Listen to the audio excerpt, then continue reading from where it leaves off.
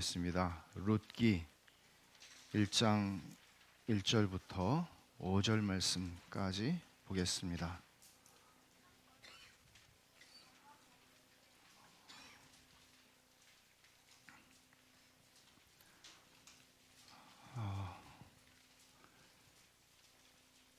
교독하겠습니다. 룻기 1장 1절부터 5절 말씀입니다. 사사들이 치리하던 때에 그 땅에 흉년이 드니라. 유다 베들레헴에 한 사람이 그의 아내와 두 아들을 데리고 모압 지방에 가서 거류하였는데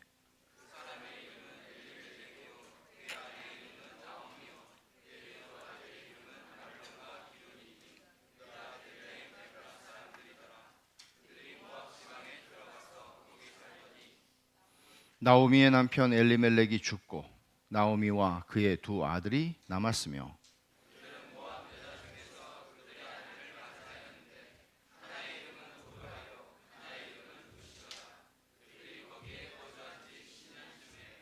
말론과 기럨 두 사람이 다 죽고 그 여인은 두 아들과 남편의 뒤에 남았더라. 아멘. 제가 이 말씀을 가지고 룻기를 두 차례에 걸쳐서 그리고 또 다른 본문들을 가지고 두 번 해서 한 네 번 정도의 작은 시리즈로 설교를 할 텐데요. 이 룻기에 있는 말씀은 제가 3년 전에 우리 가족 수양회에서 다루었던 말씀인데 이 말씀과 함께 어떤 그리스도인이 무엇으로 사는가 하는 큰 주제를 가지고 우리 삶을 신앙의 눈으로 좀 조망해보는 그런 말씀을 전하려고 생각을 합니다. 스탠리 하워워스라고 하는 신학자는 그의 신학적 자서전 한나의 아이라고 하는 책에서 그리스도인으로 산다는 것은 답 없이 사는 것을 배우는 것이다, 그렇게 이야기를 합니다. 처음에 이 말을 들었을 때 뭔가 깨끗하게 설명할 수 없었던 그리스도인의 삶을 기막히게 설명한 말이라고 느껴졌습니다. 스탠리 하워워스가 이 말을 한 배경은 물론 자기 자신의 삶과 깊이 관련이 있습니다. 결혼하고 1년이 되지 않아서 아마 제 기억으로는 대학교 1학년 때 만난 것 같아요. 대학교에서. 그리고 대학을 아마 졸업하자마자 결혼을 했는데 이 스탠리 하워스는 타임지에서도 뽑은 세계 최고의 신학자, 세계에 영향을 크게 주는 그런 사람으로 알려져 있는, 저도 개인적으로는 신학적 경향은 다르지만 개인적으로는 굉장히 좋아하는 신학자입니다. 근데 이 스탠리 하워스가 결혼하고 1년이 되지 않아서 아내에게 정신적인 문제가 있다는 것을 알게 됩니다. 시간이 흐르면서 이게 호전되지는 않고 점점 더 악화되죠. 심각한 정신적인 질병으로 나타나게 되고 그렇게 그런 아내와 24년의 세월을 함께 하게 됩니다. 불과 67살에 불과한 아들에게 엄마를 내가 돌봐줘야 한다는 이 막중한 부담감을 어린 아들에게 안겨주게 되죠. 그래서 이 애담은 나중에 지금 쉬운 50대 나이죠. 지금 그런 얘기를 했다고 그래요. 아빠 그때 내가 몇 살이었는지 알아요?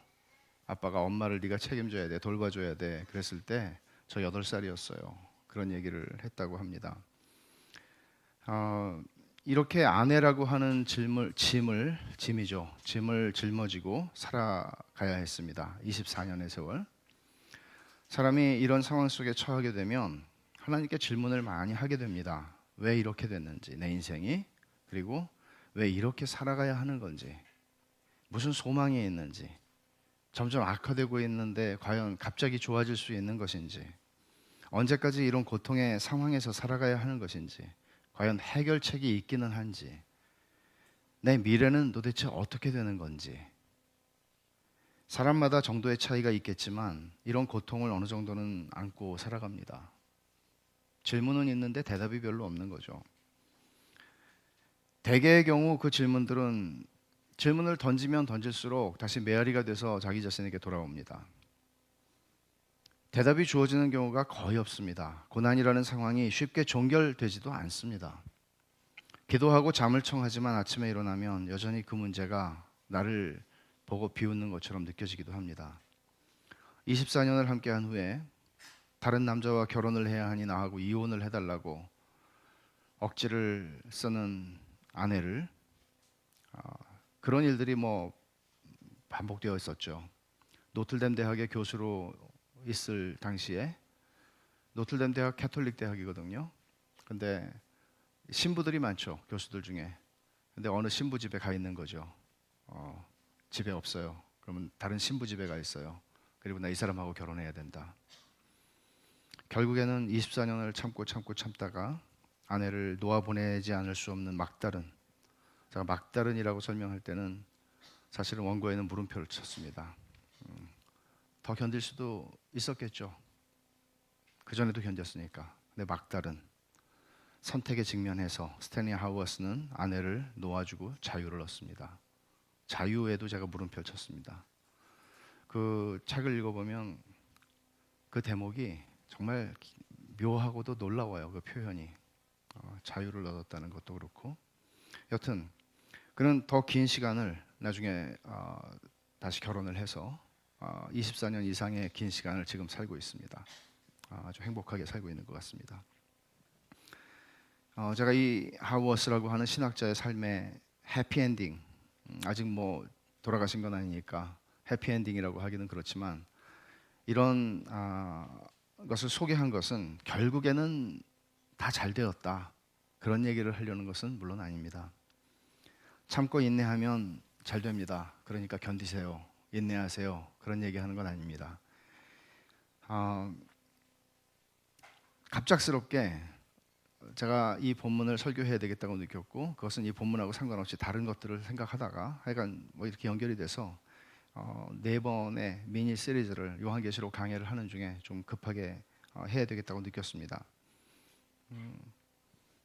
우리는 다 삶에 대한 고민이 정말 많습니다. 그리스도인의 삶의 결말은 우리가 다 알죠. 해피엔딩입니다. 그렇잖아요. 아니 해피엔딩이라고 할 수 없을 만큼 영광스러운 엔딩이죠. 그리스도인들의 삶은 우리가 지금 상상하는 것과 비교할 수 없는 영광스러운 엔딩이 기다리고 있습니다. 그리고 그리스도인은 그런 소망, 영광의 소망을 가지고 살아가는 것입니다. 그래서 우리는 오늘을 견디기도 합니다. 여기엔 문제가 없죠. 근데 현실이라고 하는 것이 그렇게 이 스탠리 하우어스가 견뎌왔던 24년의 세월만큼이나, 또는 24년이 아니라 48년일 수도 있는 것이죠. 이게 그렇게 녹록지가 않습니다. 우리의 소망이 정상적으로 작동할 때, 그 영광의 소망이 그리스도인의 의식 속에서 정상적으로 작동할 때, 그것은 현재라는 고통스러운 과정을 충분히 감당하게 하는 것 사실입니다. 이것은 꿈 같은 소리도 아니고 이상한 소리가 아닙니다. 그건 사실입니다. 그러나 종종 우리의 소망은 비뚤어진 채 작동하게 될 때가 너무나 많고, 그럴 때 우리는 현재라는 과정 속에서 이 고통스러워하는 것이죠. 심각한 장애가 발생하는 거죠. 이 고통스러운 현실을 어떻게 직면해야 되지? 그리고 이게 끝없어 보이는 터널같이 느껴질 때 어떻게 해야 되지? 그런 생각을 하게 되는 것이죠. 제가 스탠리 하우어스의 이야기를 여러분에게 소개하는 것은 인생의 과정에 우리의 시선을 집중하려는 것입니다. 결말이 아니고요, 과정이요. 지금 여기서 살아가고 있는 우리 인생의 현실이요.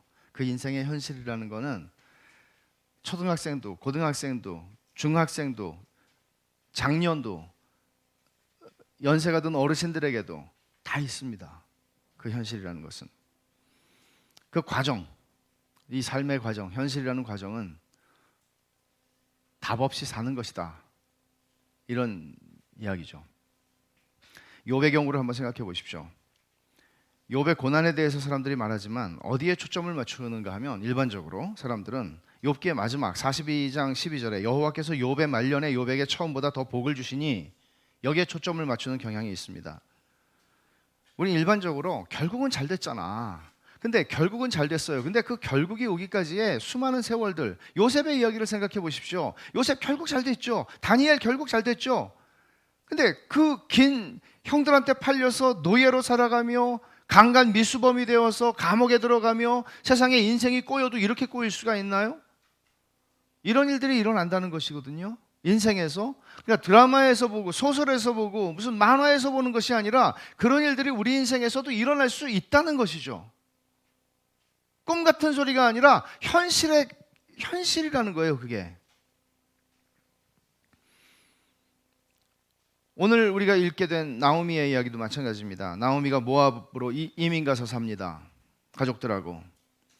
그리고는 돌아와서 갈 때는 정말 남편도 있었고 두 아들도 있었고, 근데 자기처럼 청산 과부가 된 젊은 며느리를 데리고 뭐 한마디로 말하면 거지가 돼서 역이민 다시 고향으로 돌아오는 이야기입니다.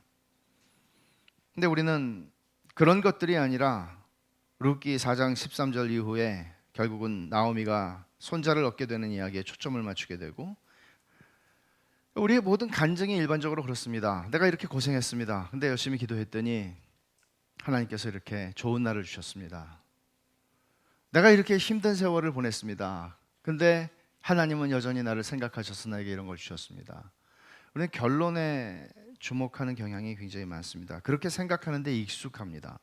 그러나 사실 성경이 많은 내용을 기록한 것은 과정에 대한 이야기들을 참 많이 기록하고 있습니다. 이게 결론을 사소하게 여긴다, 결론을 별로 중요하지 않게 여긴다, 그런 뜻이 아닙니다. 성경은 이 땅에 두 발을 디디고 살아가는 인생이라고 하는 이 터프한 과정을 살아가는 하나님의 자녀들을 위해서 기록한 책이기에 이 과정을 사소하게 처리하지 않는다는 얘기입니다. 터프한 인생을 살아가는 하나님의 자녀들에게 소망은 정말 중요하죠. 저는 그에 대해서 정말 많이 설교를 했던 것 같습니다. 소망은 지금 당장 우리에게 실현된 것은 아닙니다. 유감스럽게도. 물론 히브리서 11장 1절에서 믿음은 바라는 것들의 실상이다 라고 이야기할 때, 소망이 우리 눈에 지금 소망은 너무 멀리 있는 것 같이 보이지만 믿음이라는 것은 그 소망을 우리에게 앞당겨서 지금 당장 내가 맛보고 경험하는 것으로 만들어준다는 의미에서 믿음이라는 것은 정말 놀라운 것입니다. 문제는 우리의 믿음이 흔들릴 때가 너무나 많다는 것이죠.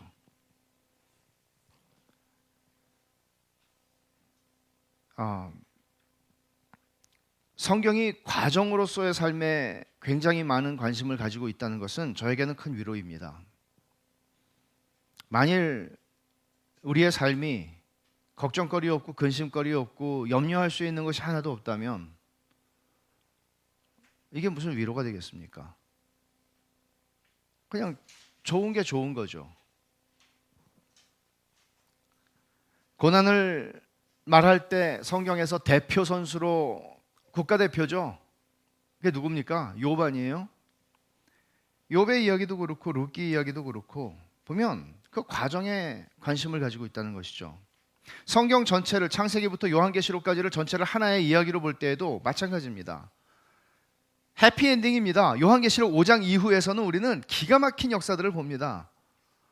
그러나 그 모든 과정 속에서, 창세기 3장에 범죄한 이후의 모든 과정 속에서 이야기는 만만치가 않습니다.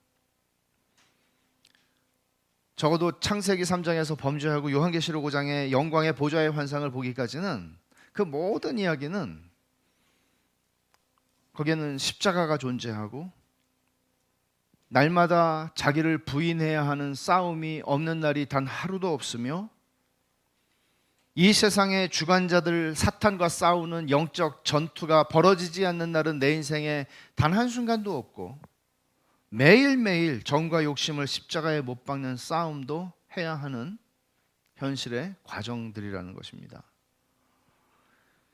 인생이 종종 경주에 비유됩니다. 경주는 고단한 과정이죠. 피니시 라인에 이를 때까지는 그 과정은 외롭고 긴 과정입니다. 100m 경주 말고 마라톤을 생각해 보십시오. 그만둘까 하는 생각을 몇 번 정도 할까요? 마라톤 선수들은 어차피 1등은 못할 것 같고. 룻기의 이야기 초반에 등장하는 나오미는 그 이름에 걸맞는 모습을 드러내지 못합니다. 기쁨, 즐거움이거든요. 하나도 즐겁지 않고 하나도 안 기쁩니다. 그녀는 실패자입니다. 루저. 사람들이 말하는 루저. 그녀의 삶을 설명해 줄 수 있는 것은 나오미의 이름이 의미하는 즐겁다, 유쾌하다가 아니라 고통, 쓰라림, 비통함을 의미하는 마라. 출애굽기에 나오는 이름이죠. 지명이죠. 마라. 그것이 그녀의 이름에 더 걸맞는 이름이었습니다. 그녀의 인생에 걸맞는 이름이었습니다. 룻기의 결론에 가서야 나오미는 자기 이름으로 설명될 수 있는 인생을 만나게 됩니다. 결론에 가서. 거기에 이르기까지 삶의 현실과 과정은 마라입니다. 어쩌면 우리도 비슷한 것들을 경험하고 살아갈지 몰라요. 나오미의 삶이 신자의 삶을 잘 보여준다는 것이죠. 성경의 이런 논조는 시편 기자의 고백에서도 발견이 됩니다. 시편 73편 기자는 아삽인데 이 사람은 악인들이 형통하는 걸 보고 시험에 들었죠. 악인들에게 고난도 없고 재앙도 없고 세상에서 승승장구하는 모습을 보면서 자기를 비추어 보면 한심한 거죠. 자기는 하나님을 신실하게 섬기고 경건하게 살고자 하는데 왜 내 인생은 이렇게 되고 저 경건하지 않고 하나님을 우습게 여기고 자기 멋대로 사는 사람들은 저렇게 승승장구하고 아프지도 않고 자식들도 잘 되고 저러는지. 그는 17편에 가서 17절에 가서 이렇게 말합니다. 하나님의 성소에 들어갈 때야 비로소 그들의 종말을 내가 깨달았습니다. 하나님 앞에 들어가니까 알았다는 얘기예요. 우리들도 마찬가지예요. 우리들도 죽어서 하나님을 만나게 될 때에는 그 비밀이 다 풀릴 거예요. 내가 그렇게 힘들어했던 고민들, 안고 씨름했던 문제들, 그 모든 것들이 다 풀리게 될 거예요. 우리가 세상에 사는 동안 이해할 수 없었던 모든 부조리와 악의 문제들, 개인적인 차원만이 아니라 사회적인 차원, 국가적인 차원에서 일어나는 문제들조차 다 풀리게 될 것입니다. 왜냐하면 공의로우신 하나님께서 모든 것을 당신의 공의로움에 따라 심판하실 것이기 때문입니다. 드러나지 않는 것이 하나도 없을 것입니다. 이 세상을 사는 동안에는 수없이 많이 감추어지고 드러나지 않고 우리가 알지 못하는 영역들이 너무나 많지만 다 드러나게 될 것입니다. 최후의 심판에서. 그리고 우리의 의문들도 해결될 것이고요. 우리가 원했던 답은 사실은 삼위 하나님 자신이었다는 사실을 우리가 알게 될 것입니다. 하나님이 답이었습니다. 답 없이 사는 것에 익숙해지는 것, 답 없이 사는 것을 배우는 것이 그리스도인으로 살아가는 삶이다 라고 신학자 스탠리 하우어스가 얘기를 했을 때 여러분들은 얼만큼 공감하십니까? 이 말에. 여러분 인생에서 여러분이 가진 질문들이 있지 않습니까? 여러분들은 그 대답을 다 얻으셨나요? 대답이 딱딱 떨어지던가요? 기도하면은 그 정답이 여러분들에게는 다 알려지던가요? 우리는 그런 대답들을 알지 못한 채, 듣지 못한 채 살아가는 그게 우리 인생의 많은 과정입니다. 기도 많이 하는 사람, 믿음 좋은 사람은 그 대답을 다 알고 갈까요? 그러면 욥은요? 요셉은요? 그런 이야기가 아니라는 것이죠. 어떤 면에서는 우리가 질문은 많은데 하나님의 답을 얻지 못하고 살아가는 것 자체가 고난입니다. 욥기가 고난의 책이라는 것 우리가 잘 압니다. 그런데 욥기는 사실 질문으로 가득한 책입니다. 질문투성이에요. 한 책 안에 그렇게 많은 질문이 들어갈 수가 없어요. 친구들은 욥의 질문에 대답하려고 애를 쓰지만 아무도 제대로 된 답을 내놓지 못합니다. 자기들은 답을 알고 있다고 생각하는 사람들이죠. 욥의 친구들은. 왜냐하면 아직까지 자기들의 인생에서는 그 대답을 가지고 설명이 되는 인생이었단 말이에요. 우리들도 욥과 같은, 욥의 친구들 같은 실수를 많이 하잖아요. 우리의 주변에 어떤 사람이 당하고 있는 고난의 문제를 가지고 우리는 우리 나름의 대답들을 그렇게 주려고 애쓰지 않나요? 욥기는 처음부터 끝까지, 거의 끝까지 내내 정답 없는 인생의 과정을 현실적으로 보여주는 책입니다. 욥기만 그렇지 않죠. 아브라함, 모세, 선지자들의 삶 다 그렇습니다. 적어도 제가 이해하고 읽고 있는 성경은 그렇게 말하고 있습니다. 시간이 부족해서 다 열거할 수가 없을 지경입니다. 오늘은 나오미에 대해서 우리는 초점을 맞추려고 생각을 합니다. 룻기가 나오미의 가족들을 소개하고 그들이 어떻게 모압으로 이민을 가게 되었는지, 그리고 모압에서 겪은 비극적인 삶이 어떠했는지를 얘기해 줍니다. 사사시대죠.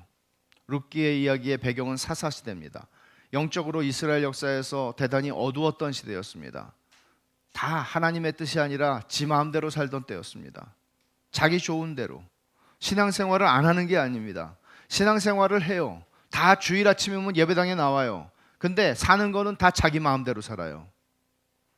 하나님의 말씀이 더 이상 아무 영향력이 없어요. 하나님의 말씀이 권위가 없어요.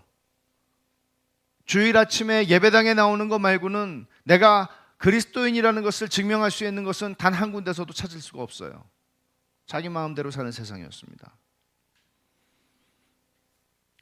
하나님께서는 이 영적으로 암울한 시대에 그 나라에 경제적인 기근을 주시는데 이게 아마 전국적인 기근이었던 것 같습니다.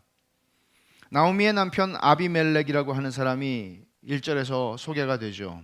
2절에 그 사람의 이름은 엘리멜렉이죠.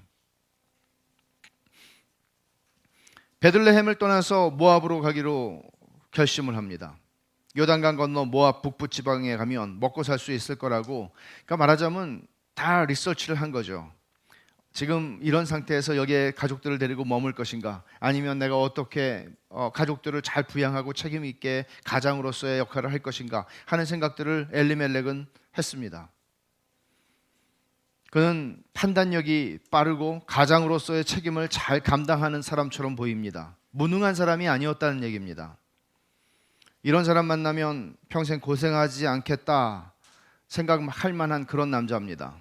있잖아요, 그런 남자. 저 같은 사람 말고 저 같은 사람 만나면 고생하는 거고 있어요.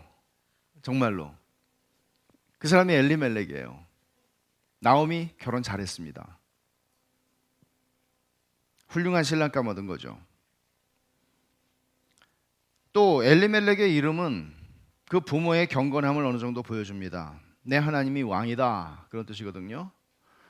그 사사시대는 전부 자기가 왕이 되는 시대예요. 자기 소견에 옳은 대로 행하는 시대예요. 자기가 기준이고 자기가 왕이에요. 근데 이런 이름을 붙여준 부모가 있다면 그건 무슨 뜻이에요? 경건한 부모라는 얘기죠. 그러니까 이 사람은 그 불경건한 시대에 참 좋은 부모님, 경건한 부모님 만났고요. 그리고 믿음이 있었던 사람이겠죠. 추측컨대.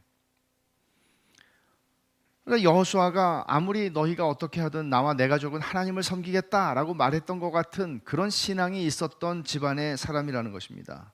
훌륭한 신랑감이죠. 그러니까 엘리멜렉하고 결혼할 때만 해도 나오미가 정말 자기 이름에 이름값을 한다고 생각했을지 몰라요. 즐겁고 유쾌한 거예요. 인생은 즐거워. 룰루랄라. 그렇게 결혼했을 거예요. 내 인생은 정말 기가 막히게 내 이름, 우리 엄마가 어떻게 이름을 이렇게, 야, 이름 너무 잘 줘준 것 같아. 부모가 나옴이라는 이름을 지어줬을 때도 너는 우리의 기쁨이야, 즐거움이야, 이런 생각을 가지고 지어줬겠죠. 기쁨이 되는 삶을 살아라. 부부가 결혼을 해서 두 아들을 낳습니다. 말론과 기럨입니다. 이 네 가족이 이제 기근이 오니까 이 엘리멜렉이 판단을 해서 모압으로 이민을 가게 됩니다. 모압으로 가는 엘리멜렉과 그 가족의 마음에 두려움이 없진 않았겠지만 희망을 보고 있었겠죠. 70년대에 미국을 가면서 아메리칸 드림을 꿈꾸면서 갔던 많은 분들처럼 말이에요. 그리고 모압에 가서 살기 시작했는데 얼마 되지 않아서 이 집안의 가장인 엘리멜렉이 죽고 맙니다. 끔찍한 일이 일어났습니다. 이렇게 되게 능력이 좋은 남편이 있으면 부인들이 뭘 할 줄 모르거든요. 다 하니까, 다 해주니까 할 게 없어요.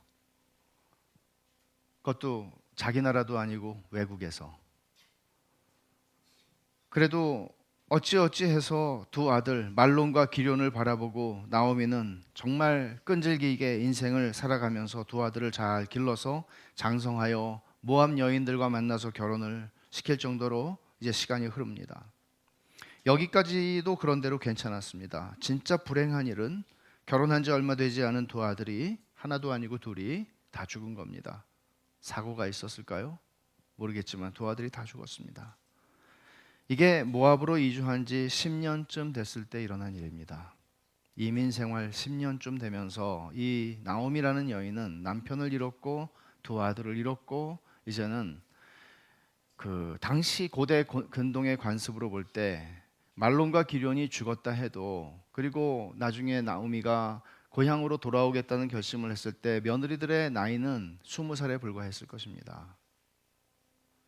정말 어린 애들 둘을 데리고 어린 며느리 둘을 데리고 그것도 모압 여인들 둘을 데리고 나오미는 이제 피부치 하나 없이 모압이라고 하는 땅에 살아야 하는 것인데 드디어 결심을 합니다. 그 결심을 하게 되는 것에는 고향 땅에 이제는 기근이 지나가고 이제는 좀 살만해졌다고 하는 경제가 좀 살아났다는 이야기를 듣고 돌아가기로 결정합니다. 룻기의 서론에서 설명하는 나오미의 상황이 이것이 이제 1장 1절부터 5절에 있는 이야기들이 우리에게 들려주는 것입니다. 우리는 정말 가슴 아픈 얘기고 한 가정에 그리고 이런 일들이 또 우리의 인생에서 더러 일어납니다. 남의 이야기로 읽기 쉽지 않습니다. 이제 나오미가 거기서 슬픈 일들을 겪고 살아가는 동안에 어떤 질문들을 던지며 살아갔을까? 그런 생각을 한번 해보십시오. 그 10년이라는 세월 동안에 남편이 죽고 두 아들을 혼자 기르면서 그리고 그 두 아들을 그래도 장가를 보냈는데 그 아이들이 결혼하고 얼마 지나지 않아서 또 다 죽고 이런 삶을 살아가면서 그녀가 던졌을 만한 질문들을 저는 생각을 해봤습니다. 우리가 애당초 기근 때문에 먹고 살자고 모압으로 오기로 결정한 게 잘못한 것인가? 하나님 앞에 묻는 거죠. 누구한테 묻겠어요? 하나님, 우리가 모압으로 이민 간 게 잘못된 결정이었나요? 먹고 살자고 이민 간 그 동기가 잘못돼서 이렇게 지금 이런 일을 당하나요? 또 남편 엘리멜렉을 왜 그렇게 이른 나이에 꼭 데려가셔야만 했나요? 말론과 기럨 이 두 아들은 왜 그렇게 젊은 나이에 그것도 결혼하고 이제 좀 살아보려고 하는 때 그렇게 데려가셨습니까? 그것도 한꺼번에. 그렇게 하시려고 했으면 하나님 아예 결혼시키지 말지 왜 결혼까지 시키고 두 젊은 아이들을 며느리들을 과부로 만드십니까? 하나님, 제 인생은 왜 이렇게 슬프고 고통스럽죠? 이제 저는 남은 세월을 어떻게 살아가야 한단 말입니까? 하나님, 제 인생을 돌보시기는 하시는 게 맞나요? 하나님, 선하신 하나님 맞습니까? 이런 질문들이에요. 이런 질문들에 대해서 하나님이 어떤 대답을 나오미에게 주었을 것이라고 생각이 되십니까? 안 주셨어요.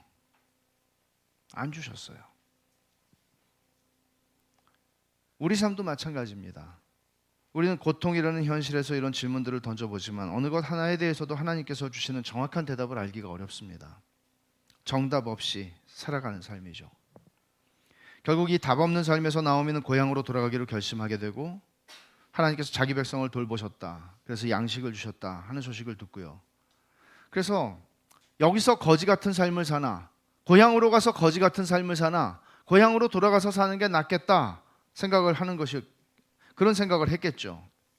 그래도 고향 가서 뭐 먹고 살지는 않겠나 하는 생각을 했을 것입니다.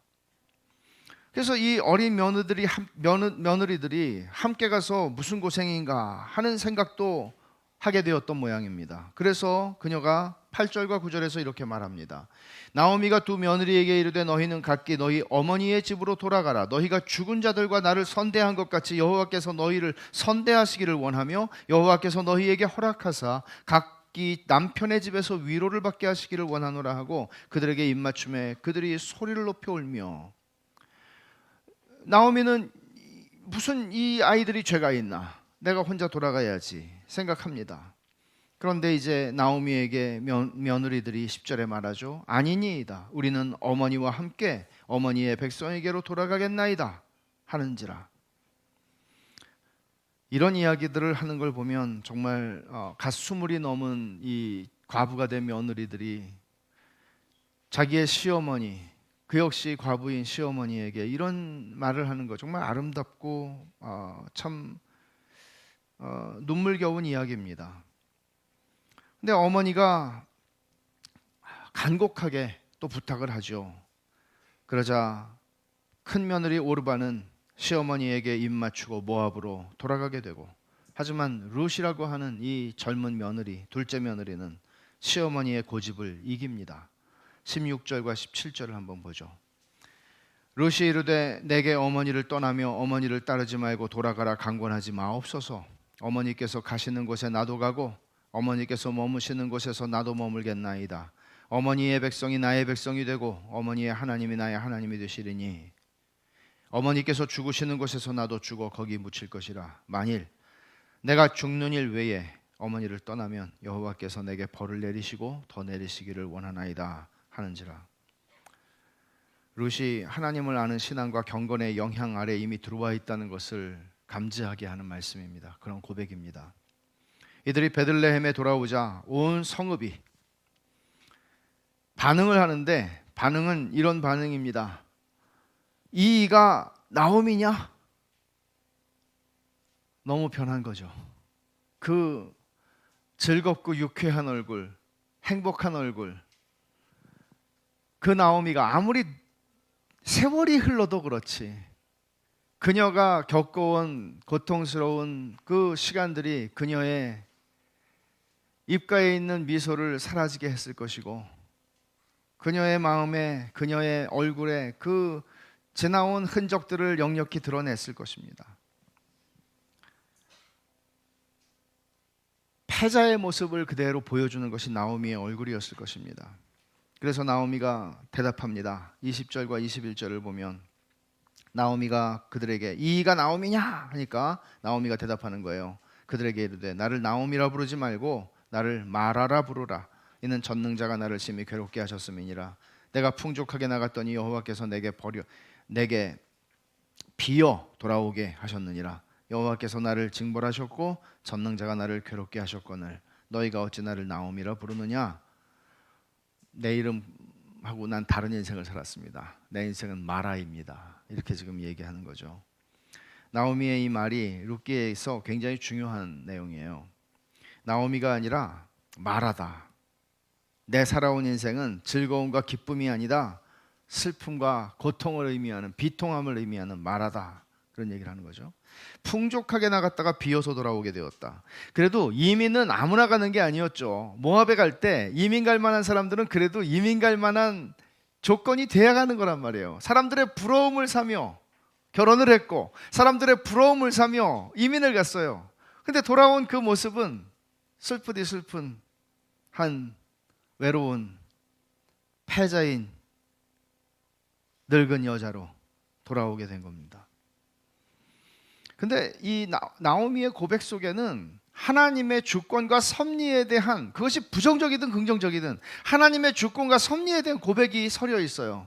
하나님이 그렇게 하셨다고, 전능자가 그렇게 하셨다고, 내가 재수 없어서 사기를 맞아가지고 망했다 이런 얘기를 하는 게 아니고, 이거는 나오미가 이 질문들을 수없이 던져보지만 이 모든 것들을 행하신 분은 하나님이지 다른 이해를 할 수가 없는 거예요. 그렇기 때문에 하나님이, 여호와께서, 전능자가 그렇게 지금 말을 하고 있는 것이죠.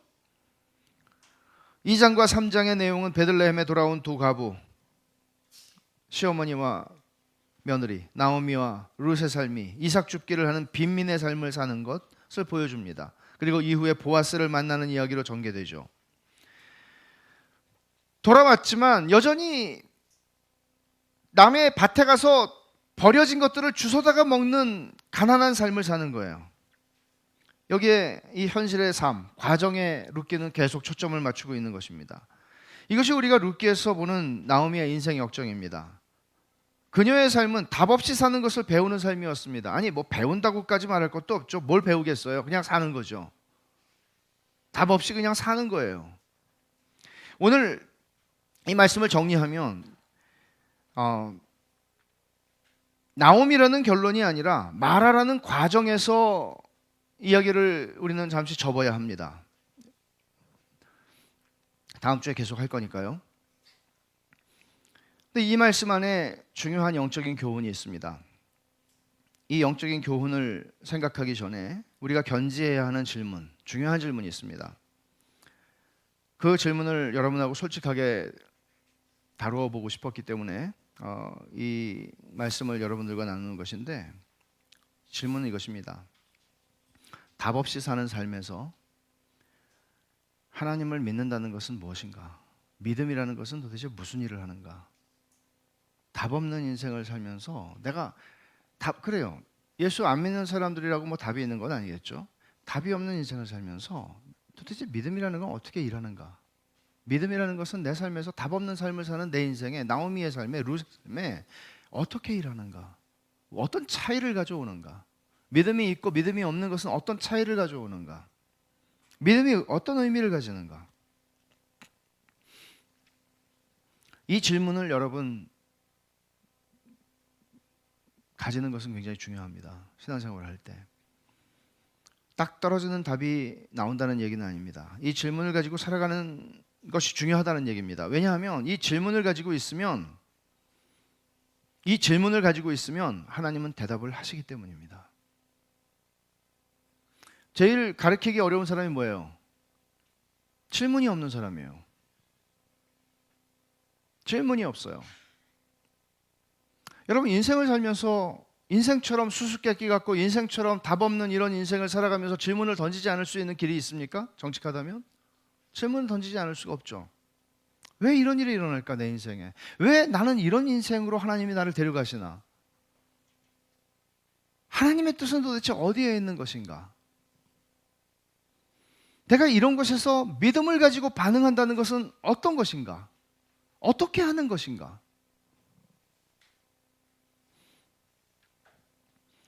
우리는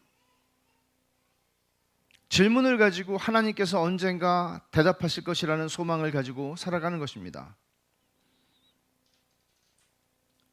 그 질문을 가지고 하나님을 만나는 것이고, 그 질문을 가지고 여러분 앞에 펼쳐지고 하나님이 이끌어 가시는 인생을 살아가는 것입니다. 그러니까 이 질문을 가진다는 것은 이게 우리의 기도예요. 사실은 이게 기도예요.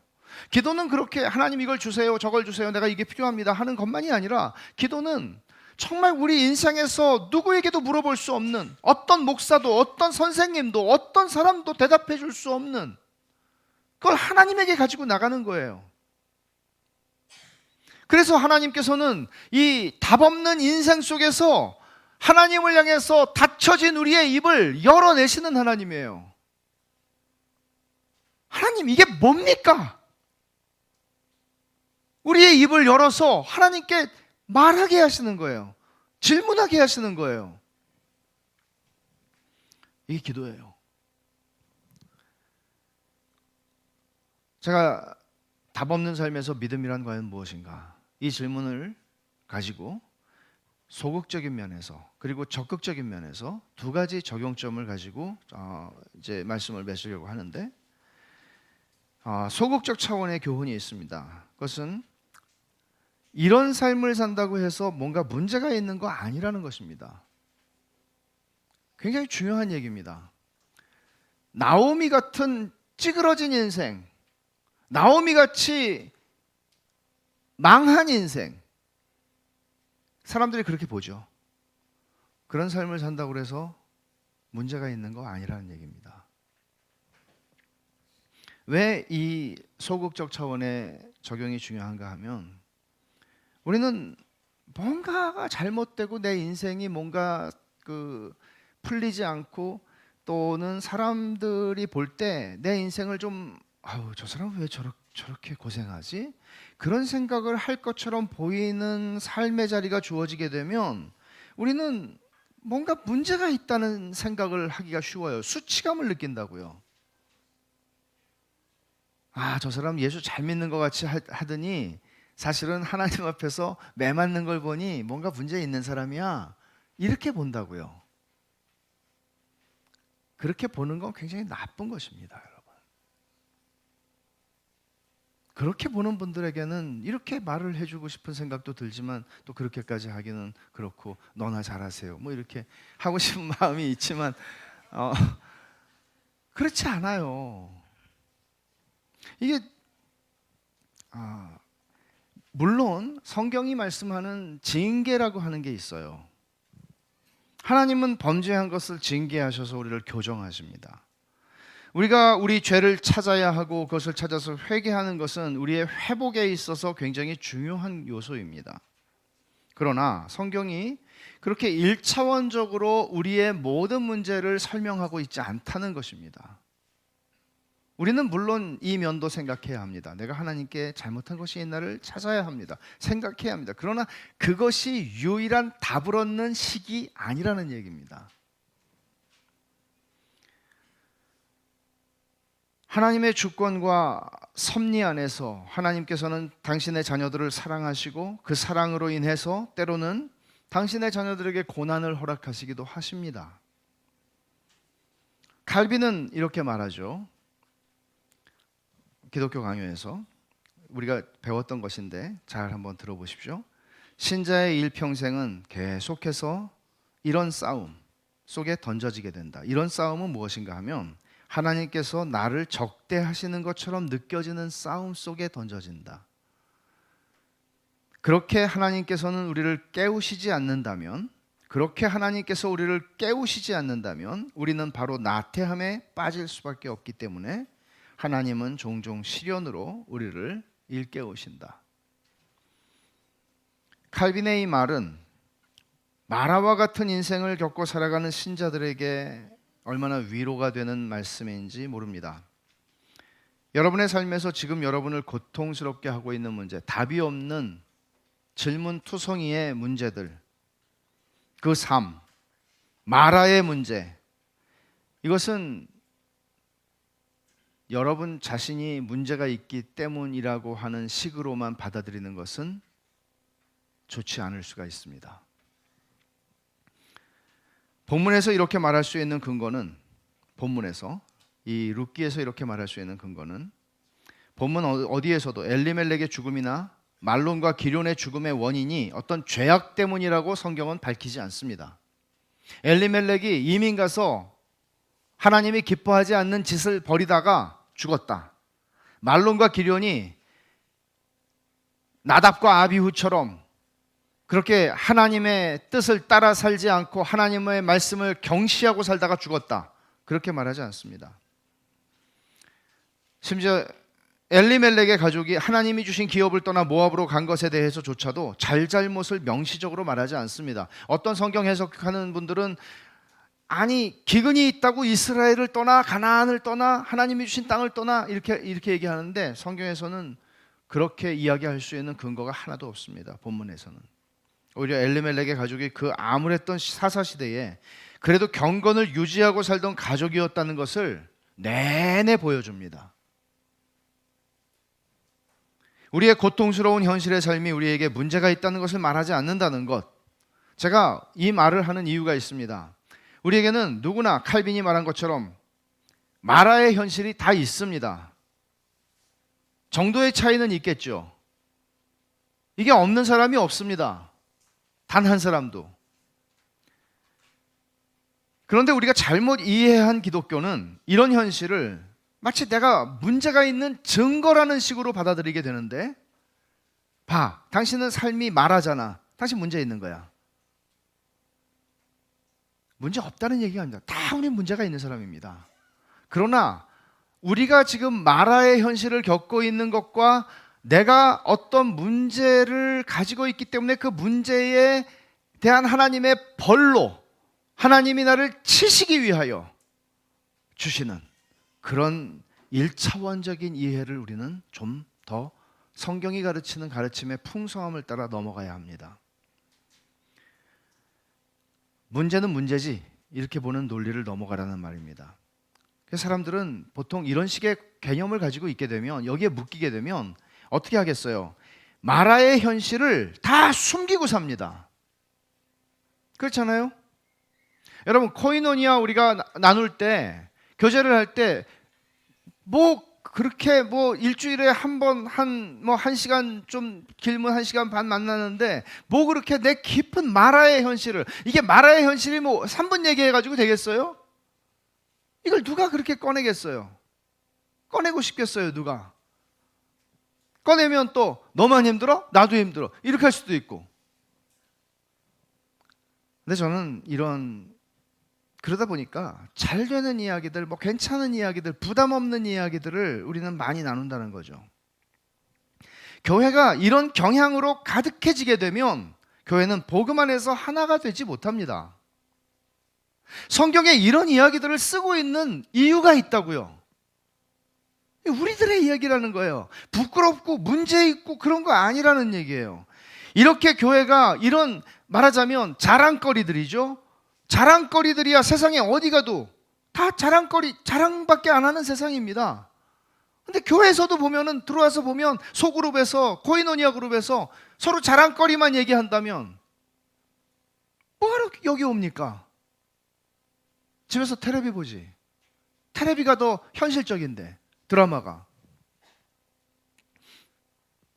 허위로 가득한 세상에서 사람들이 관계를 맺고 살아가는 방식을 넘어서지 않는다면 그게 어떻게 교회가 복음 안에서 교제하는 것이 될 수 있습니까? 복음 안에서 하나가 되어야 하는 이 마라의 현실이 나누어지는 것은, 이게 안 되면 우리는 사실은 어떤 면에서는 교회를 허무는 것입니다. 교회를 세상으로 만드는 것입니다. 내 약점, 내 문제, 내 실패, 내 마라를 말하지 않는 겁니다. 숨기고 감추죠. 그리고는 나오미의 경험만 얘기합니다. 지금이 아니어도 괜찮아요. 왕년에 내가 정말 즐겁고 유쾌했었지. 그런 이야기만 합니다. 기독교 신앙은 현실을 무시하지 않습니다. 기독교 신앙은 현실 위에 두 발을 디디고 하늘을 바라보는 것입니다.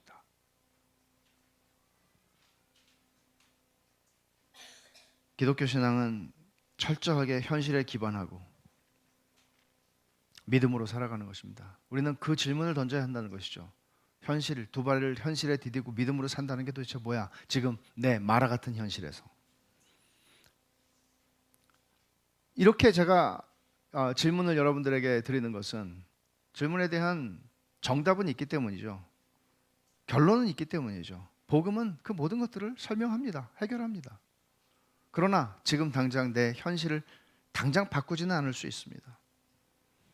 그러니까 그냥 나는 나고 있는 모습 그대로, 그것이 마라든지 나옴이든지 나는 나고 우리는 우리입니다.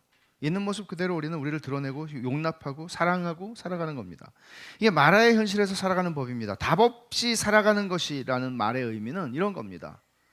답을 꼭 가르쳐줘야 되고 그런 거 아니라는 거예요. 우린 다 약자로 만나고 패자로 만납니다. 너무 잘난 척하지 맙시다. 잘난 건 좀 숨깁시다.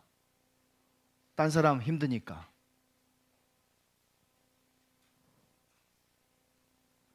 서로 사랑을 경험하도록 부름을 받은 것입니다. 연약하기 때문이죠. 두 과부 나오미와 룻이 서로 사랑하면서 가는 것처럼 이 교회예요. 나오미와 룻, 어머니가 있는 곳에 내가 있고 어머니의 하나님 나의 하나님이 되고, 이게 교회예요. 세상에서는 제일 힘들다는 고부관계, 이 고부 둘밖에 없는 교회. 근데 무지하게 행복한 교회. 적극적인 적용점 하나를 더 말씀드릴게요. 답 없이 사는 삶에서 믿음이란 과연 무엇인가? 적극적인 차원의 적용. 믿음의 삶은, 믿음이라는 것은 생각하게 만드는 것입니다. 제가 여러분에게 질문하라는 것은 뭔가 하면, 질문을 한다는 얘기는 생각한다는 얘기거든요. 벳샬롬의 가족들이 자기에게 주어진 삶의 과정에서 경험하는 마라의 사건들 속에서 생각하면서 살 수 있기를 바랍니다. 믿음으로 산다는 것은 고통스러운 현실을 외면하거나 부인하는 게 아니라 생각하는 겁니다. 생각하면서 사는 것. 고통스러운 삶의 과정에서 질문이 없다는 것은 더 이상 생각하지도 않으며 더 이상 살아있는 사람이 아니라는 것이죠. 체념하지 마십시오. 그것은 우리의 몫이 아닙니다. 그냥 살지 뭐. 이러지 마십시오. 질문하세요. 계속 질문하세요. 끈질기게 질문하세요. 욥기가 우리에게 보여주듯이 그 질문을 하나님 앞에 만날 때까지 포기하지 마세요. 하나님이 여러분에게 기막힌 대답을 주실 때까지 포기하지 마세요. 그리고 저는 우리 벳샬롬 교회 공동체가 이런 질문을 하나님께 그리고 서로에게 오픈해서 말할 수 있는 용감한 공동체가 되기를 바랍니다. 우리가 복음 안에서 하나라는 사실을 그렇게 드러내고 그런 방식으로 우리는 교회를 하나님의 교회로 세워갈 수 있을 것입니다. 여러분의 믿음, 용기, 질문이 교회를 교회되게 세워간다는 사실을 놓치지 마십시오. 믿음의 삶은, 답 없는 세상에서 믿음의 삶은 질문을 가지고 사는 것이고 생각하면서 사는 겁니다. 다음 주에 우리는 이 이야기의 결론을 더 생각하게 될 것입니다. 기도하겠습니다.